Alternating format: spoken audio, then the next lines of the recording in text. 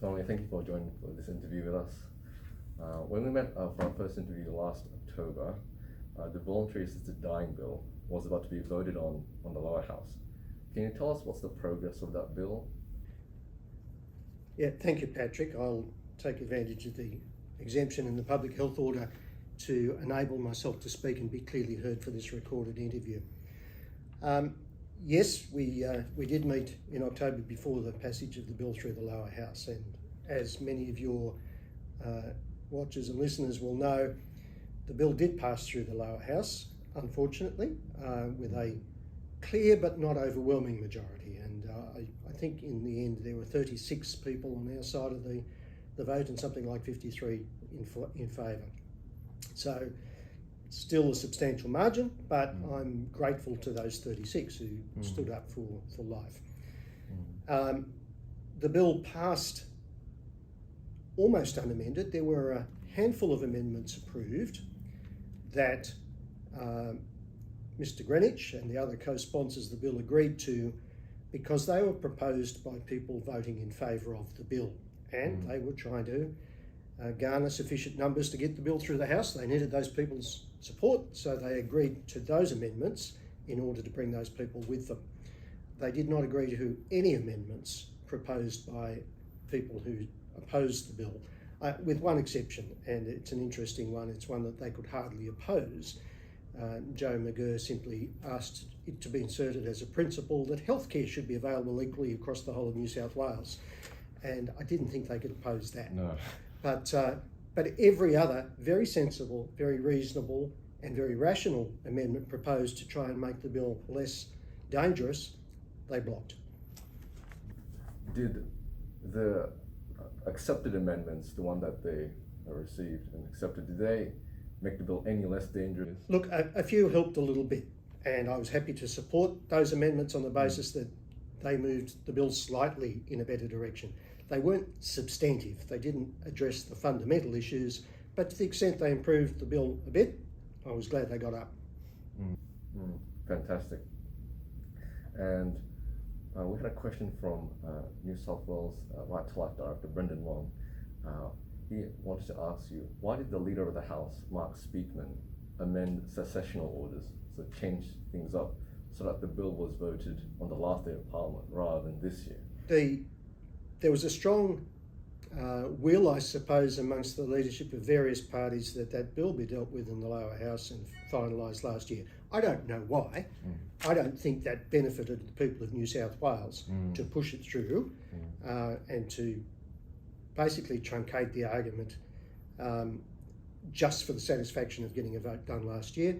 That was a political expedient thing that it seems leadership of various parties supported. I would have thought the bill should just have been allowed to take its course and let people speak within the normal standing orders until such time as it got voted on. And if it had spilled over into February or March, so what? Yeah, more time for debate. More time for the community in particular to know what's going on. And that's always the frustration that I have, that we in Macquarie Street might be across what's happening, but the public don't always keep up and don't always know what's happening, and a little bit of extra time might have meant more people knew what was happening. Yeah, definitely exactly what we're doing this interview for. And in our last interview, you brought up rural communities in particular. How are they affected with this? There was I thought, a fairly silly argument put that somehow not making voluntary assisted dying available to rural, in all sorts of contexts, discriminated against rural communities because they wouldn't have equal access.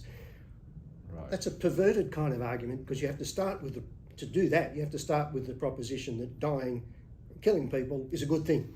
It's something people have a right to. And I simply don't accept that premise. No. That we should be putting people to death, that doctors should be in the business of killing patients. That's a perversion of healthcare as far as I'm concerned. So the notion that somehow it's not equitable if there's not enough of it in rural areas, it's pretty silly. Yeah, that's a nonsense argument. Now, supporters of the bill would say that palliative care isn't good enough. No one wants to suffer, and no one wants to see their family suffer. And so the only option is to have a dignified and peaceful death, euthanasia. What would you say to that? Things. Firstly, there's nothing dignified about being poisoned. There's not. It's not a dignified death. Yeah. There's no dignity in taking a poison.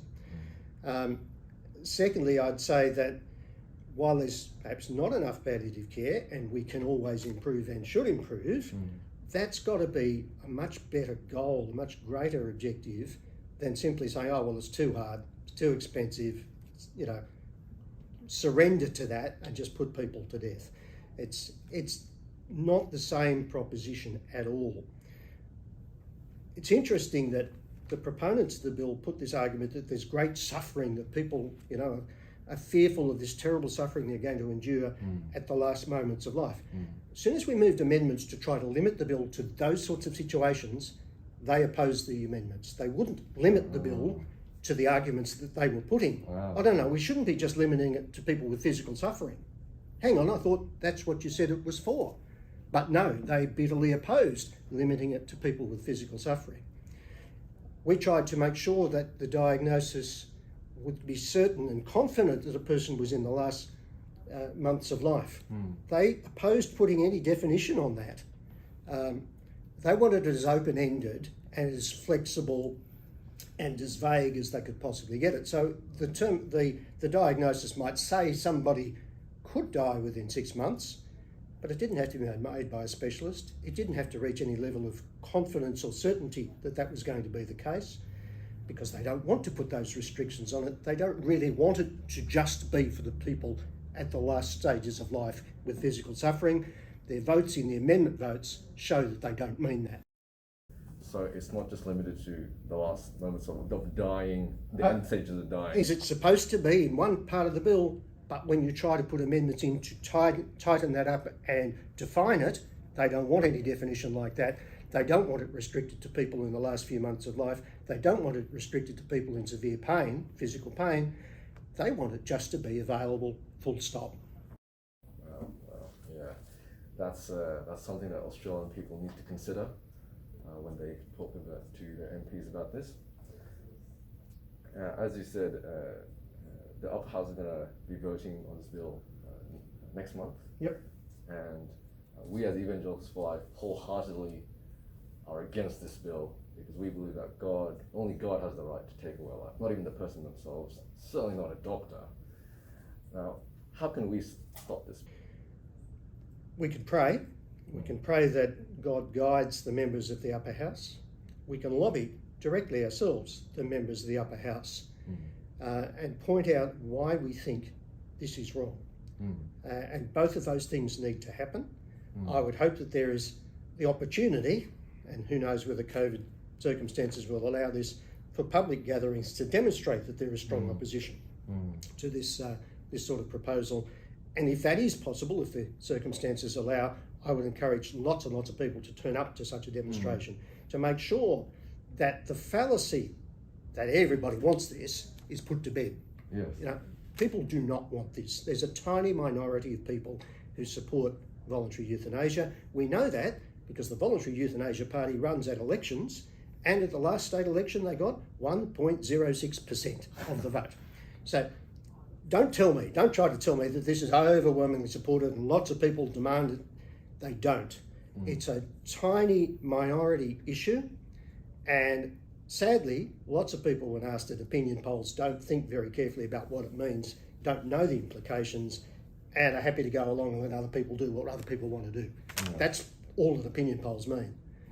But when it comes to a hard count, when people actually have to vote, that's how many people cared enough about the issue to vote for that party. Yeah, another consideration that the Australian people would not otherwise know. Thank you for letting us know about that. Now, onto the topic of abortion, other pro-life issues. In New South Wales, abortion is allowed up until birth. Gender selection is allowed. Sex selection is allowed.